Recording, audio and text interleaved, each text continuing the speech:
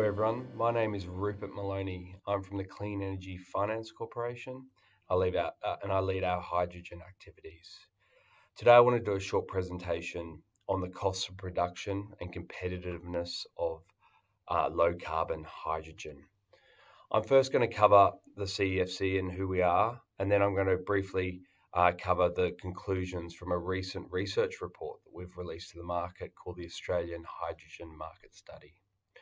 So firstly, the Clean Energy Finance Corporation.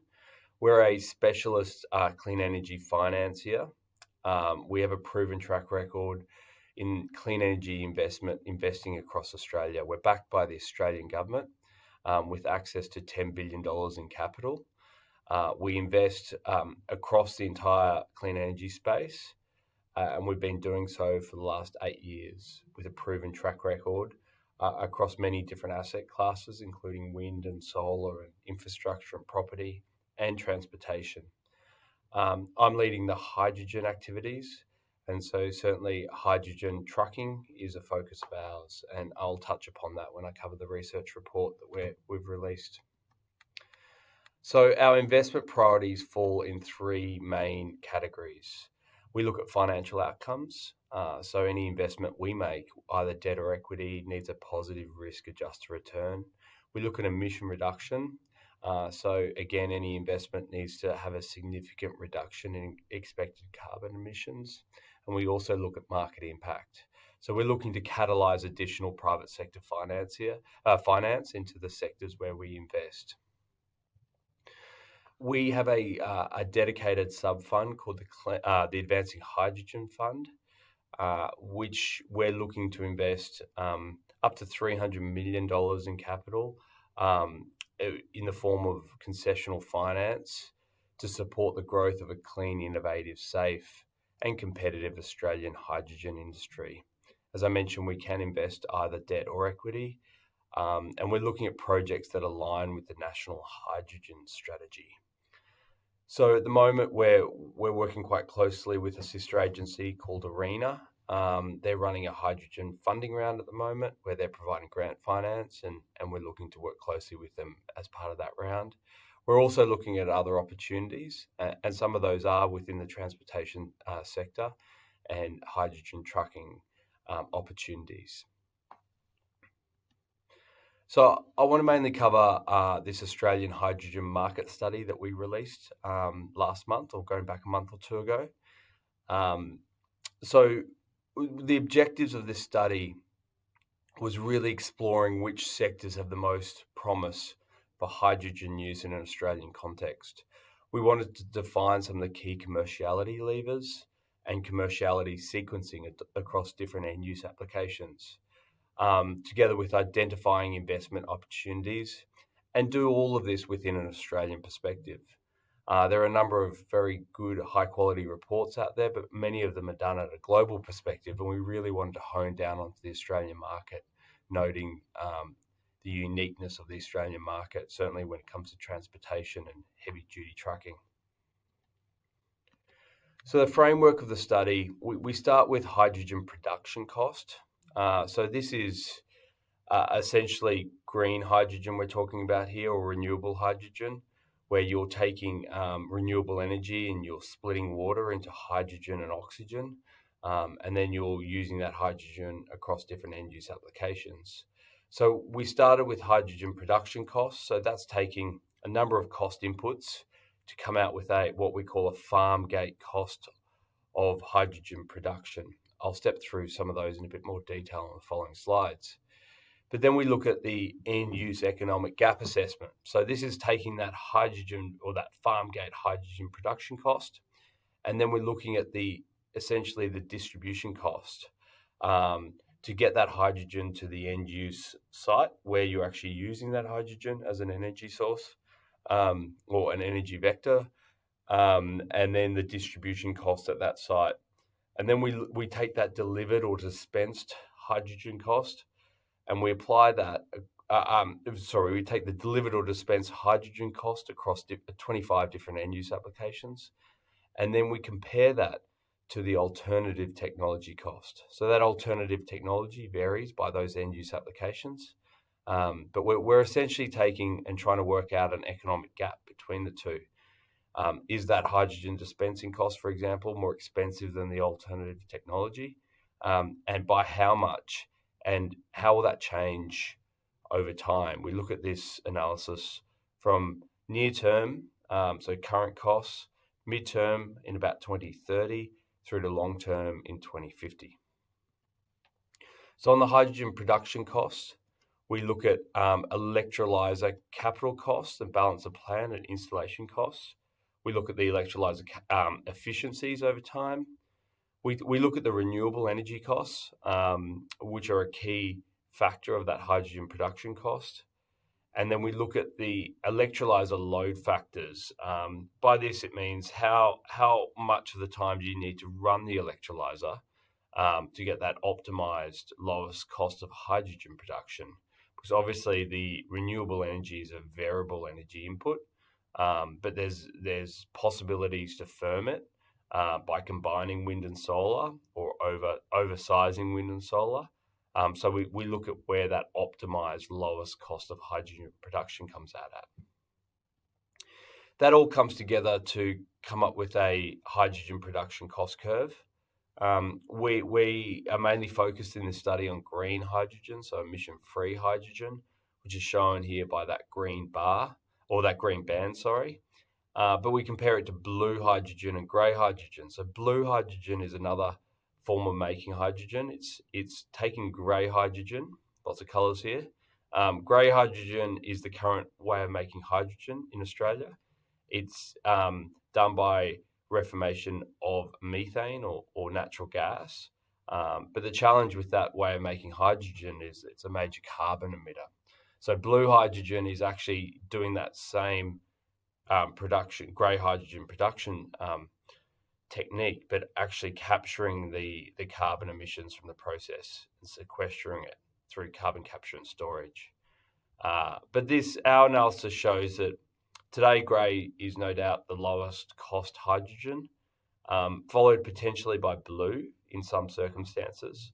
But over time, green becomes the lowest cost, certainly out at the long-term view here. And green will become a lower cost than blue in around about 10 years' time. So then we look at delivery pathways. So all well and good to produce hydrogen at an optimal renewable energy location, but you need to move that hydrogen around, and certainly in the trucking or the transportation industry, you need to move that hydrogen around to where refueling needs to take place. So we looked at some different delivery pathways to, again, try and work out what that optimized delivery pathway is. We looked at what we call moving molecules from a renewable energy source. So this is where you have hydrogen production, so the electrolyzer itself, close to the renewable energy, the optimized renewable energy source, so closer to where it's better wind or solar in Australia, which quite often is not near the coast. Quite often it's inland. And so you produce hydrogen in that location, and then you build pipes and transport hydrogen around. So we looked at that cost versus doing it the other way of producing that electricity, that renewable energy electricity in those optimal locations, and then moving the electrons by poles and wires to where you want to produce the hydrogen. So in some cases, this could be even next to a refueling station in the transportation example. But there's obviously some cost with moving those electrons. Or another method we looked at is behind the meter solar. This is where you have the hydrogen production. You're not connected to the grid in this instance. Conclusions were that it's really Model 1 or Model 2. Over time, that changes a little bit, but they're the optimized models. So just jumping through this, because there's lots of numbers, and I encourage you to read the report, which is available on our website. But we came up at that farm cost of hydrogen production at about $3.88 a kilogram. This is in hydrogen equivalents. And then a delivery cost to site. And then the key one from a transportation perspective is that distribution cost at site. You can see that varies a lot. So In trucking, the relevant end use applications here in transportation, we looked at line haul trucking.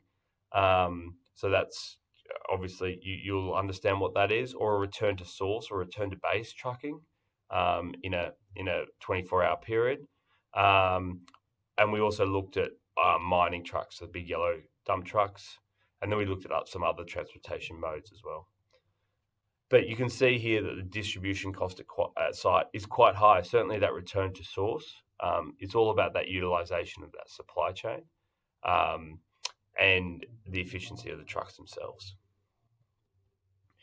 So we take that delivered cost, so the hydrogen delivered cost here on the left green bars, which is, as we saw on the previous slide, which take that farm gate cost and the distribution cost. We add those together. And then we compare them to an alternative technology cost. So let me just move this over here. In the case of transportation, we look at it on a total cost of ownership perspective. So that in that sense, we're taking the cost of the vehicle itself, the cost of maintenance over time, the cost of fuel over time. We add those all up and compare them over time, because obviously hydrogen versus diesels has a different comparison. And obviously you can't go buy a hydrogen truck today for the same cost as a diesel or an internal combustion engine truck. So we factor in those different costs and to look at it on a total cost of ownership basis. As this slide says, the line haul trucks are done on a total cost of ownership basis compared to ICE articulated truck. Traveling 200,000 kilometers per annum over a 12-year period, while the return to source trucks are only traveling 50,000 kilometers per annum over a 12-year period. There are a lot of other assumptions, and some of those I'll jump into now. So sorry to keep on moving my head around. So this is just one example. There's a lot more detail in the report itself, but of some of the key assumptions for line haul trucks. So on the costs of the truck, so this is the glider or the total cost of the truck. We've taken IEA hydrogen. We've looked at the IEA Hydrogen Futures Framework, which is a global study. In that work, that they're using US market cost assumptions, and for the sake of this study, we looked at those cost assumptions versus Australian cost assumptions. They're relatively comparable. So we've assumed those cost assumptions for the cost of trucks. On fleet efficiency, so this is for line haul, we're assuming 36 litres per 100 kilometres, noting that is lower than the Australian average for the broader articulated truck category, which will include back-to-base trucks as well, which is more like 55 litres per 100 kilometres. We've taken hydrogen fuel consumption from manufacturer data. In this case, it was Nikola, which has published their data currently, but there are some other companies which are launching soon in this market. We looked at, as I mentioned before, 200,000 kilometres per year travelled in this case. Fuel costs for diesel, we assumed $1.33 per litre, increasing to $2.21 in the long term by 2050, before applying the excise exemption. And for hydrogen, based on the earlier slides that we covered, that cost, that distribution cost, gets to $6.25 per kilogram today, decreasing to that's $2.78. There's a typo there, per kilogram in the long term. Salvage values 20% after 12 years for ICEs and the gliders for both ICE and hydrogen trucks, and then 50% for the electric motors in the hydrogen case. And then refueling, because it's that utilization of that supply chain that's quite important from a TCO basis. So each refueling station in the hydrogen case here, in the near term, it's only 20 trucks per refueling station, which equates to around 20% utilization, so quite low. but we factor that in. We're not assuming high utilization rates, because as numbers build up, the utilization rates will be pretty low.